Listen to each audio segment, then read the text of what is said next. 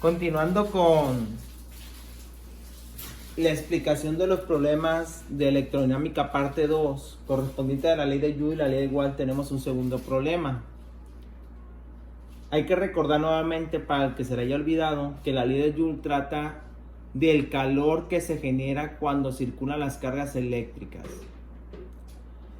Y la ley de Watt trata de la potencia eléctrica que genera cuando las cargas eléctricas circulan por una corriente eléctrica. ¿Ok? Entonces, ley de Joule, calor, y ley de Watt, potencia. En los videos pasados no aclaré esto, pero es importante entender lo siguiente.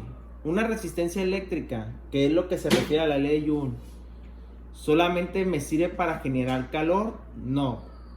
Las resistencias eléctricas se utilizan para eso, pero también para cumplir tal y como dice su nombre. Resistencia significa que se resiste al paso de la corriente eléctrica, por lo tanto lo reduce.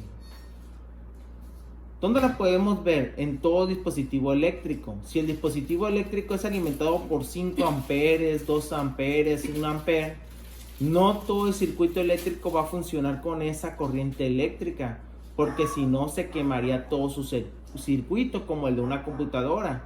Se tiene que alimentar a cierta parte del circuito con cierta corriente eléctrica, y para eso se utilizan las resistencias eléctricas. Lo reducen tanto la corriente eléctrica como el voltaje que circula por todo un circuito eléctrico. ¿Ok?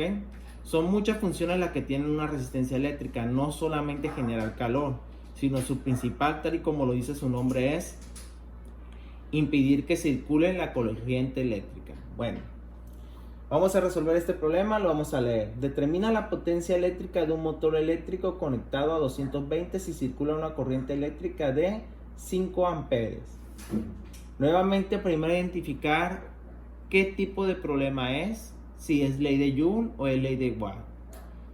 Para eso es importante saber qué es lo que busco. Si lo que busco es potencia, pues obviamente va a ser la ley de Watt. O sea que vamos a trabajar sobre esta segunda fórmula. La potencia es igual a la corriente por el voltaje. Bueno, comenzamos anotando nuestros datos. Nuevamente lo leemos. Determina la potencia. Significa que potencia es un valor desconocido o variable desconocida o incógnita. De un motor eléctrico conectado a 220. El voltaje es 220. Si circula una corriente de 5 amperes. Corriente 5 amperes. En el problema pasado no tuvimos que utilizar el voltaje, pero para este problema sí, porque lo que busco es potencia. ¿Sale?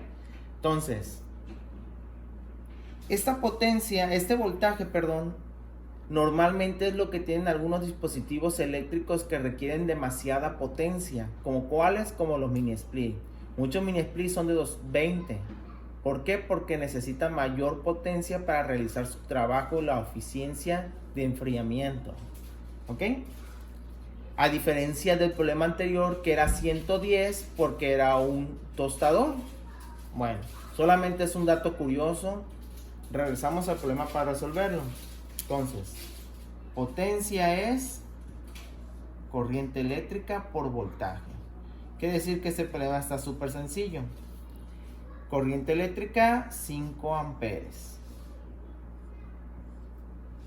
Voltaje 220 volts. Hacemos una multiplicación muy sencilla. 5 por 220, o puede ser al revés, da lo mismo, es 1100.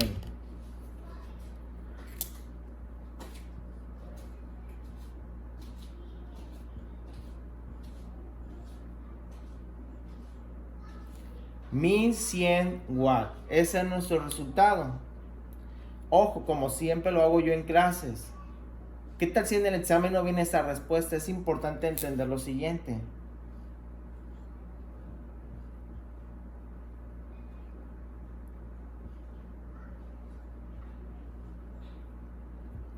Me la puede dar en kilowatts. Sustituimos la palabra 1000 por kilo, que significa 1000.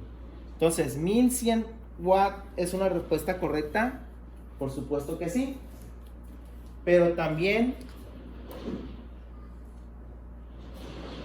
1.1 kilowatts también es una respuesta correcta. Respecto a estas leyes, sería todo. Así de sencillo son los problemas. Espero que no tengan dificultad para resolver la tarea. De mi parte sería todo. Cualquier comentario o duda que tengan, me lo hacen saber, por favor.